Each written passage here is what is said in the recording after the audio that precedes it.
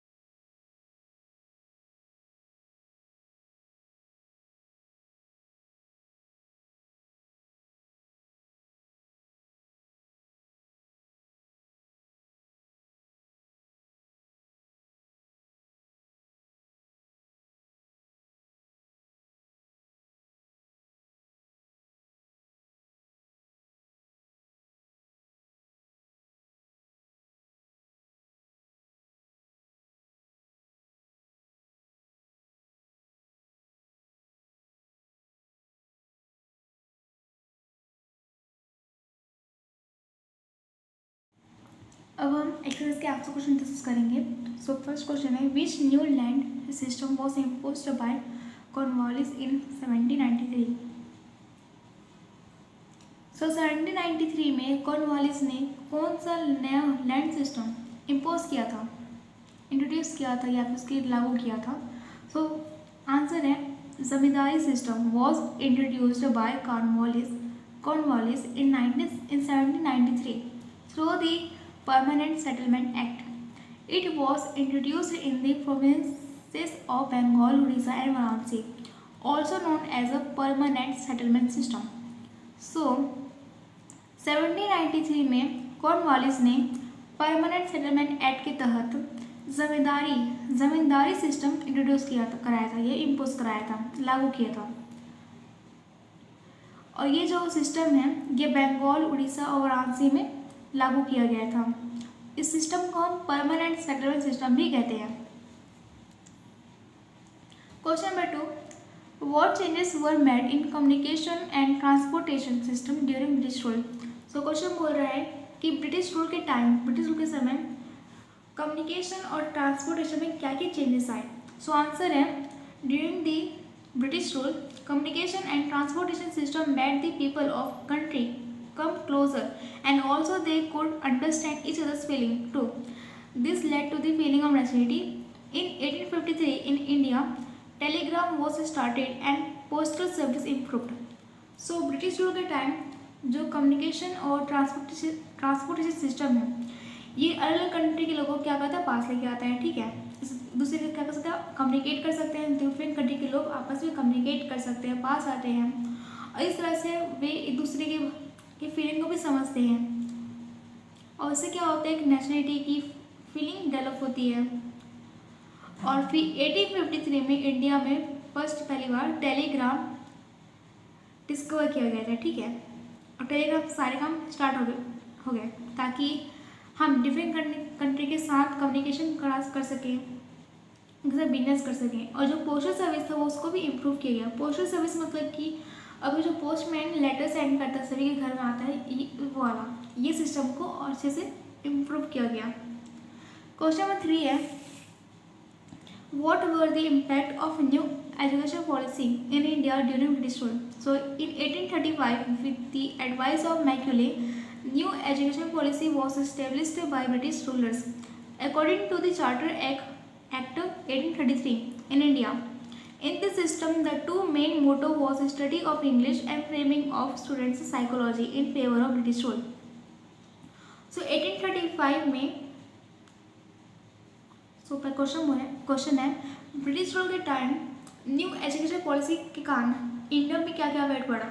सो 1835 में मैक्यूले के एडवाइस से जो ब्रिटिश रूलर्स है उन्होंने न्यू एजुकेशन पॉलिसी इस्टेब्लिश किया था, वो भी किसके तहत, चार्टर एक्ट 1833 के तहत इंडिया में।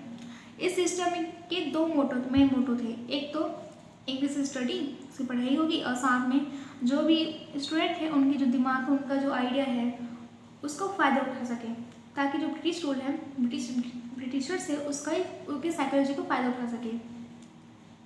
So people like Raja Ram Mohan Roy, who was a social reformer, was in a favor of the new education system.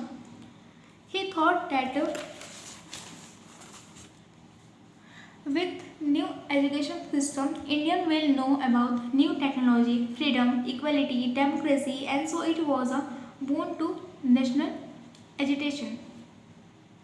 So राजा राम मोहन रॉय जो कि जिन्हें सोशल रिफॉर्मर भी कहा जाता था, जिन्होंने चाइल्ड मैरिज और सती प्रथा जैसे इवेंट को उन्होंने बंद कराया था, उनका वो भी इस न्यू एजुकेशन पॉलिसी सिस्टम के समर्थन में थे, उनके फेवर में थे। उनका कहना था कि जो न्यू एजुकेशन सिस्टम है इसके थ्रू जो हमारे इंडियन पीपल हैं उनको नए नए टेक्नोलॉजी, फ्रीडम, इक्वालिटी, डेमोक्रेसी के बारे में सीखने को मिले, उनको जानने का मौका मिले, जिससे क्या कर सकते, जो भी इंडियंस जो हैं उस टाइम इंडियन जो स्ट्रगल कर रहे थे, मतलब कि संघर्ष कर रहे थे इंडियन रूल्स के कारण, उनके अत्याचारों के कारण, उनके आंदोलनों में इनका ये फ़ायदा उठा सके। ठीक, क्वेश्चन नंबर 4 है, Why was the ancient Indian trade and business closed? क्यों जो पहले जमाने के जो बिजनेस और जो भी काम काज चल रहा था वो बंद कर दिए गए, ठीक है। सो आंसर है ancient Indian trade and business was closed because they were forced to sell their things at low price and heavy taxes imposed on them, and the goods imported from the England were free custom duty. So goods were cheap, and in front of foreign goods, the Indian craftsmen and arts could not exist. That's why they left their profession. So ancient जो Indians trade और business सही close हो गई क्योंकि उन्हें force किया गया था अपनी चीज़ों को कम दामों में कम प्राइस में बेचने के लिए, ठीक है। और साथ में उनमें बहुत ज़्यादा हैवी टैक्सेस भी इम्पोज कर किए जाते थे, बहुत उनमें टैक्सेस भी लगते थे बहुत ज़्यादा। और जो इंग्लैंड से जो सामान आता था, ठीक है, उसमें कोई टैक्सेस नहीं थे, जिसके कारण उनका जो सामान है वो कम प्राइस में मिलता था। और उनके सामने जो इंडियन का जो गुड्स है, सामान है, वो बहुत ज़्यादा हाई था, जिसके कारण कोई लेता भी नहीं था। फिर टाइम आया जो हमारे इंडियंस क्राफ्टमैन हैं उन्होंने अपना आर्ट ये सब छोड़ दिया, जिसके कारण ये जो ट्रेड और बिजनेस ही बंद हो गया। फिफ्थ क्वेश्चन है what were the reasons that Indian peasants were ruined. So peasant मतलब तो किसान, क्या क्या रीजन जिसके कारण जो किसानों की लाइफ है, भारतीय किसानों की जो लाइफ है वो बर्बाद हो गई, ठीक है। सो आंसर है there are following reasons due to Indian peasants were ruined are the revenue system imposed by Britishers. Its revenue rate was very high and compulsory, which was not possible from a poor farmer's income. So पहले से ये है कि जो हमारा जो revenue system था, revenue system था जिसे ब्रिटिशर्स ने बनाया था, इस्टेब्लिश किया था, वो हर रेवेन्यू सिस्टम का जो रेट, रेवेन्यू का टैक्स का जो रेट है बहुत ज़्यादा हाई था और उनको उस टैक्स को चुकाना भी बहुत ज़रूरी था, जो कि किसी गरीब किसान के लिए उसकी आमदनी के उसकी इनकम के हिसाब से पॉसिबल नहीं था कि वो टैक्स हटा सके, ठीक है। सेकंड है they borrow from zamindars and landlords. यहाँ पर जमींदार ये जेड होगा। They borrow from zamindars and landlords. If the revenue was not paid regularly, then landlords used to capture their lands. Ultimately, the condition of peasants were not well. So वे क्या करते थे, tax उठाने के लिए ज़मींदार और ज़मीन मालिकों से पैसे उधार लेते थे, ठीक है। अगर वे टैक्स प्रॉपरली पे नहीं कर पाते टाइम पे तो उनकी जो ज़मीन है, उनके जो लैंडलॉर्ड्स हैं उनकी ज़मीन को कैप्चर कर लेते थे, अपने कब्जे में कर लेते थे, जिसके कारण अल्टीमेटली जो किसानों का जो कंडीशन था स्थिति थी खराब थी। क्वेश्चन नंबर 6 उतनी अच्छी नहीं थी, मतलब की स्थिति। Right some name of Indian craftsman and artisan. So हमें कुछ इंडियन क्राफ्टमैन और आर्टिसन के नाम बताने हैं। सो इंडियन क्राफ्टमैन में अरानमुला कनाडी, ये अरानमुला में एक कैपिटल रहेगा, अरानमुला कनाडी, कोंडापल्ली कातपुल्ती, थांजवर, बिद्रीवेर। Indian artisans Abdul Zafar Khatri, Badrilal Chitrakar, Zahid Hasan Baig, Mohanlal Sharma.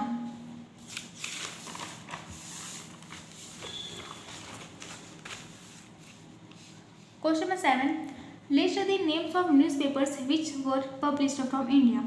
सो हमें इंडिया से जो भी न्यूज़पेपर पब्लिश होते हैं उस टाइम उसके नाम बताने हैं, ठीक है।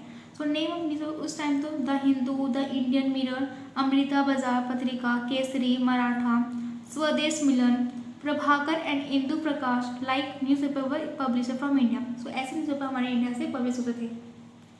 क्वेश्चन नंबर 8 है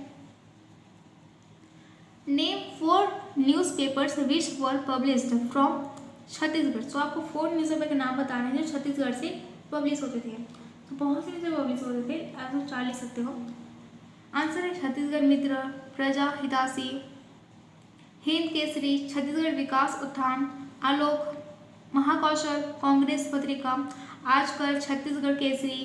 आज न्यूज़पेपर से which were published from Chhattisgarh, इसमें अगर 4 लिख सकते हो।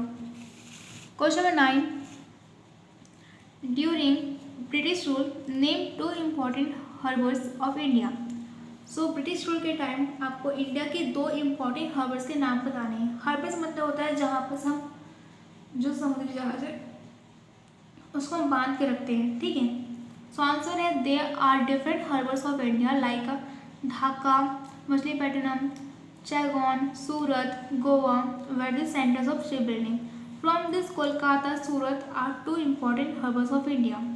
मेन हो गया मेरा कोलकाता और सूरत, ये इम्पॉर्टेंट हार्बर्स है इंडिया के। ऐसे भी यहीं से लिख सकते हो, कोलकाता से लेके इंडिया तक क्वेश्चन के अकॉर्डिंग।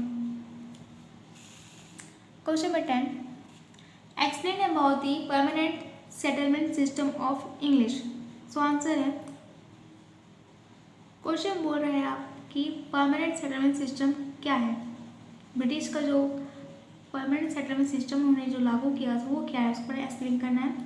सो आंसर है in the year 1789 British government made an agreement with the zamindars of Bengal that is permanent settlement system. According to it, Lord Cornwallis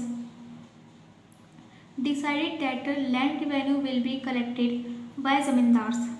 On the basis of land revenue, paid zamindar will have the power for 10 years to sell or buy their land, to buy their property. So 1789 में British government ने एक agreement sign किया था, agreement बनाया था ज़मींदार के साथ, बंगाल के ज़मींदार के साथ। वो था परमानेंट सेटलमेंट ई सिस्टम। इस सिस्टम के अकॉर्डिंग कॉर्नवालिस ने डिसाइड किया था कि जो लैंड रेवेन्यू होगा ये ज़मींदार कलेक्ट करेंगे। सो लैंड रेवेन्यू कलेक्ट करने के लिए ज़मींदार के पास सिर्फ 10 साल तक पावर होगी, हर ज़मींदार के 10 साल पावर होगी, मतलब कि 10 साल दूसरा ज़मींदार बनेगा, ऐसे ही उनके पास 10 साल पावर होगी अब जो प्रॉपर्टी है उसको बेचने और खरीदने की। Any failure in paying revenue by peasants gave them authority to acquire their land for company rules. Land revenue was a main source of income by this system. Company got economic stability. So अगर कोई भी किसान अपना tax revenue नहीं दे पाता, ठीक है, चुका नहीं पाता, तो ज़मींदार के पास एक अथॉरिटी होती है, पावर होती है कि क्या कर सके, वे उनके लैंड को कैप्चर कर सके।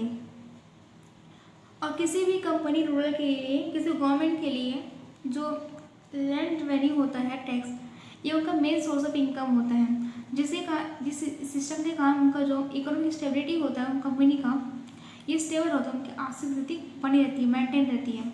क्वेश्चन नंबर 11 है, explain the land revenue system of Chhattisgarh during British rule.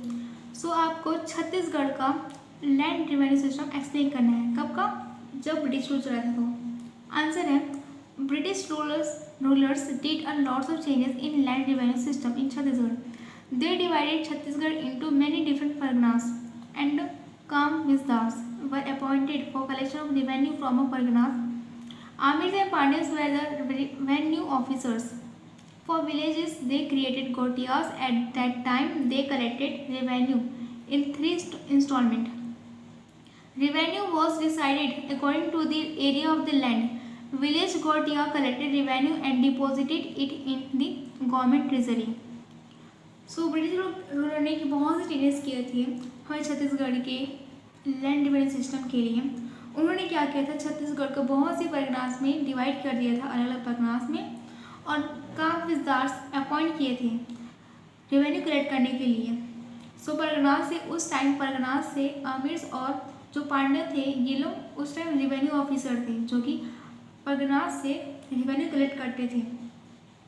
और गांवों में गोटिया क्रिएट किए गए थे, मतलब गोटिया बनाए गए थे उस टाइम गांवों से रेवेन्यू कलेक्ट करने के लिए, वो भी 3 इंस्टॉलमेंट में। जो रेवेन्यू था, टैक्स था, ये किसानों की ज़मीन के एरिया के बेस पे था, उनका कितना एरिया उनके पास ज़मीन है उसके बेस पे उनका टैक्स था।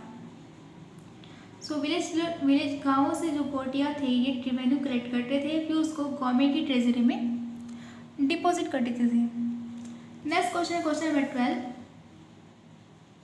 What was the effect on Indian craftsman and artisans due to British policy. So British policy के कारण हमारे इंडियन क्राफ्टमैन और आर्टिसंस पे क्या क्या इफेक्ट पड़ा।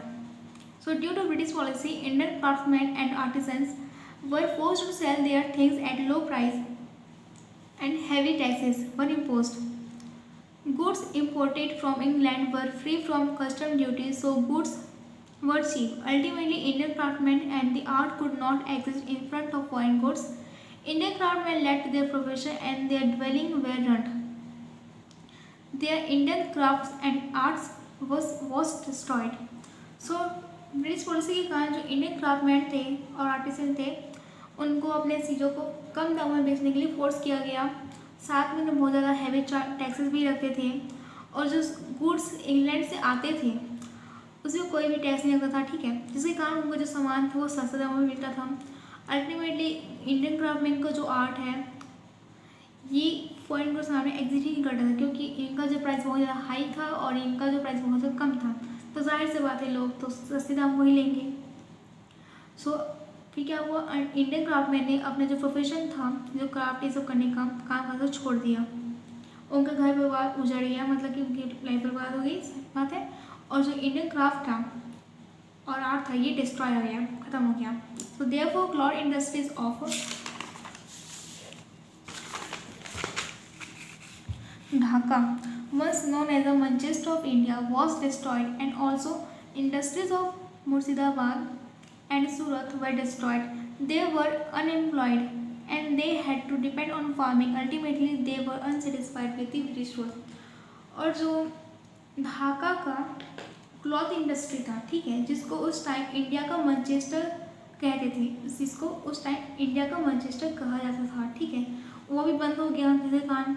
और जो इंडस्ट्रीज थी मुर्शिदाबाद और सूरत में ये भी बंद हो गया, जिसके कारण वहाँ के जो लोग थे अनएम्प्लॉयड हो गए, बेरोजगार हो गए और उसके कारण उनको खेती किसानी पर डिपेंड होना पड़ा। अल्टीमेटली जो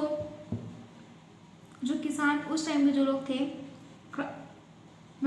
वो ब्रिटिश रूल से खुश नहीं थे। क्वेश्चन नंबर 13,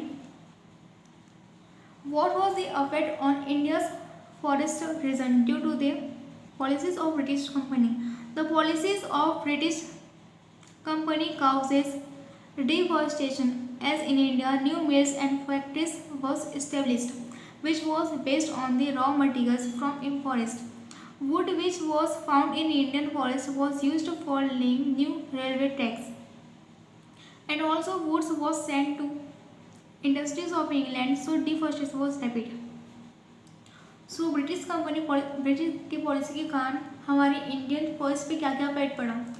सो ब्रिटिश पॉलिसी के कारण डिफॉरेस्टेशन हुआ, ठीक है। डिफॉरेस्टेशन मतलब कि वनों की कटाई होगी, मतलब कि वनों में जो पेड़ों की कटाई होगी। जैसे कि इंडिया में बहुत से नए नए मिल बनाए गए थे और फैक्ट्रीज बनाई गई थी जो कि रॉ मटेरियल बेस पे था। जो रॉ मटेरियल था वो हमें फॉरेस्ट से मिल रहा था और जो लकड़ी था, वुड था, ये हमें इंडियन फॉरेस्ट में मिल पाया था, ठीक है, जिसको नए रेलवे ट्रैक बनाने के लिए यूज़ किया गया। और साथ में लकड़ियों को इंग्लैंड की इंडस्ट्री में भी भेजा जाता था, जिसके कारण जो डिफॉरेस्टेशन है ये और ज़्यादा बढ़ गया। Question number 14, what were the effect on Indian communication and transportation due to British rule? So British rule के कारण हमारे इंडियन कम्युनिकेशन और ट्रांसपोर्टेशन में क्या क्या इफेक्ट पड़ा? सो आंसर है during British rule railways were developed to move finished goods to different parts of India. Roads were developed to facilitate the transportation of raw material from different parts of the countries to the nearest railway station. Ports were developed to export raw materials and import finished goods. The expensive system of the electric telegraph in India was developed to enhance administrative efficiency. So British rule के time railway develop किया गया ताकि वहाँ से railway से ताकि India के अलग अलग जगहों पे सामान को भेजा जा सके। रोड्स डेवलप किए गए ताकि रॉ मटेरियल का ट्रांसपोर्ट किया जा सके अलग अलग जगहों पे, अलग अलग कंट्री पे, नियरेस्ट रेलवे स्टेशन के थ्रू। पोर्ट्स डेवलप किया गया। पोर्ट्स मतलब कि ये मतलब कि ये समुद्र किनारे होता है जहाँ पर शिप को हम बांधते हैं, वहाँ पर सब सामानों को, रॉ मटेरियल्स को क्या करते हैं, एक्सपोर्ट इंपोर्ट करते हैं, ठीक है। ये हमारे पोर्ट्स हैं। पोर्ट डेवलप किए गए ताकि रॉ मटेरियल को एक्सपोर्ट किया जा सके, इंपोर्ट किया जा सके। एक एक्सपेंसिव सिस्टम डेवलप किया गया था, वो है इलेक्ट्रिक टेलीग्राफ का इंडिया में, वो भी डेवलप किया गया ताकि जो अलग अलग कंट्री है उसके साथ कम्युनिकेशन और बिजनेस को बढ़ाया जा सके, बढ़ाने के लिए, ठीक है। क्वेश्चन नंबर 15 है, how does newspapers help the public opinion to reach the government. So कैसे जो न्यूज़पेपर है ये लोगों को मदद करती है जिससे जनता क्या कर सकती है, अपने विचार अपने विचारों को सरकार तक पहुंचा सकती है। कैसे मदद करता है न्यूज़पेपर। सो आंसर है yes, newspaper plays a vital role to spread news to government by its power of speech. It is the most readable format available in our country. This is a medium from where everyone gets the information regarding the concerned situation of any happened and ongoing events. By this medium, people can reflect their own opinions. Newspaper nowadays having a vast reach which makes the mass of communicate their problem to them and after validation they print the same. सो हाँ, उस time जो newspaper था बहुत important play role करता है अपने विचारों को सरकार तक पहुँचाने के लिए with the power of speech, बोले छत्री के गान। सो उस टाइम जो न्यूज़पेपर था एक रीडेबल फॉर्म में आता था, मतलब कि सीरीज को रीड करते थे, ऐसे आता था, कंट्री पर अवेलेबल था उस टाइम। न्यूज़पेपर के मीडियम था जिससे लोग क्या कर सकते थे, हर कोई अपना इंफॉर्मेशन, किसी इवेंट जो भी चल रहा है, जो भी स्थिति चल रही है, उसके अकॉर्डिंग अपने विचार दे सकता था, अपनी इंफॉर्मेशन दे सकता था, ठीक है, जिससे बाकी जो लोग हैं उसको रीड करके नॉलेज, मतलब कि उसके बारे में जान सकते थे। सो न्यूज़पेपर उस टाइम हर जगह अवेलेबल था, हर जगह, ठीक है, जिसके कारण बहुत लोग आपस से कम्युनिकेट कर सकते थे, इसके कारण अपने प्रॉब्लम चेक कर सकते थे। फिर बाद में ये तहकीकात करके, मतलब कि उसके बाद जो भी हुआ है उसके बारे में कानूनी तौर पे उसको प्रिंट किया जाता था, फिर ये न्यूज़पेपर हर जगह पहुँचता था। इस तरह से ये जो न्यूज़पेपर है पब्लिक को हेल्प करते हैं अपने ओपिनियन को गवर्नमेंट तक पहुँचाने के लिए। सो क्वेश्चन नंबर 16 है, the national feeling has developed along with the development in the means of communication and transportation. Give your argument to support this statement. So national feeling develop होती है किसी साथ, communication और transportation के development के साथ साथ, इसका आपको बताना है। So answer yes, the national feeling has developed along with the development in the means of communication and transportation due to development of communication and transportation facilities. People can travel through all over India and know various things that happen in India from this national feeling has developed. So हाँ, communication और transport system के कारण लोगों में national feeling develop होती है। जो development और कम्युनिकेशन सिस्टम जो फैसिलिटी है, इसके कारण लोग क्या कर सकते हैं, इंडिया की हर जगह ट्रैवल कर सकते हैं और बहुत सी जगह के बारे में जान सकते हैं इंडिया के बारे में। इसके कारण लोगों में अंदर नेशनल फीलिंग डेवलप होती है। क्वेश्चन नंबर 17 है, why did social reformers like Raja Ram Mohan Roy, ये रॉय होगा, क्वेश्चन राय लिखा है लेकिन why favour the new education system stated by Britishers. Give argument to support your answer. So क्यों जो सोशल रिफॉर्मर राजा राम मोहन रॉय थे, ये न्यू एजुकेशन सिस्टम की फेवर में थे, जिसे ब्रिटिशर्स ने लागू किया था। सो आंसर है Raja Ram Mohan Roy believed that education was prime necessity for upliftment of Indian society as he recognized the need for scientific and rational education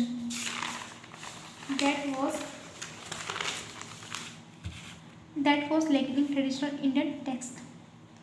So राजा राम मोहन रॉय थे, ये जो ब्रिटिशर्स की जो न्यू एजुकेशन पॉलिसी थी उसके समर्थन में थे, उनके फेवर में थे, क्योंकि जान गए थे कि लोग हमारे इंडियन सोसाइटी में जो एजुकेशन सिस्टम है, एजुकेशन का बहुत ही इम्पोर्टेंट रोल है। और ये जो ब्रिटिश पॉलिसी में जो एजुकेशन में जो भी एजुकेशन नए टेक्नोलॉजी पढ़ाए जा रहे थे, ये हमारे ट्रेडिशनल इंडियन टेक्स्ट में नहीं था, ठीक है, एब्सेंट था। तो वही चाहते थे कि he thought that with new education system Indian will know about new technology, freedom, equality, democracy and this reason that Raja Ram Mohan Roy was in favour of new education system. और वे चाहते थे कि इस उनकी नए एजुकेशन पॉलिसी सिस्टम के साथ इंडियन लोग अपनी new technology, freedom, equality, democracy के बारे में जाने। यही रीज़न था जिसके कारण Raja Ram Mohan Roy new education system के फेवर में थे, इसके समर्थन में थे। क्वेश्चन नंबर 18 है, explain the development of press during British rule. So आप ब्रिटिश रूल के टाइम जो प्रेस का डेवलपमेंट हुआ था उसके बारे में आपको एक्सप्लेन करना है। सो आंसर है the Indian press experience difficulties under British control due to factors like illiteracy, colonial pressure, and repression. Later on, though it emerged as a crucial weapon in the fight for freedom, media played a significant role in shaping and increasing national consciousness among Indians. So, Indian press को बहुत से कठिनाइयों का सामना करना पड़ा उस time, जिस टाइम ब्रिटिशर्स हमारे देश ब्रिटिशर के हाथों में था, कब्जे में था, ठीक है। उनको बहुत सी समस्याओं का सामना करना पड़ा, जैसे कि इलेक्ट्रेसी, कॉलोनियल प्रेशर और रिप्रेशन, ये सब। फिर बाद में जो प्रेस है ये एक बहुत ही इम्पोर्टेंट हथियार की तरह उनके सामने आया, जो कि उनकी आज़ादी की लड़ाई के लिए बहुत ज़्यादा मदद किया, ठीक है। आज़ादी की लड़ाई के लिए एक तरह का जो प्रेस था एक बहुत ही इम्पोर्टेंट हथियार की तरह काम कर रहा था, ठीक। और भी जो मीडिया था इनका बहुत ज़्यादा इंपॉर्टेंट रोल है, क्योंकि मीडिया के कारण ही तो लोगों में अपने देश के प्रति कॉन्शियसनेस, देश के प्रति भावनाएं जागृत हुई। नेक्स्ट है हमारा fourth, right short notes on right वाले सिस्टम। अब आपको शॉर्ट्स लिखने हैं राइट वाले सिस्टम।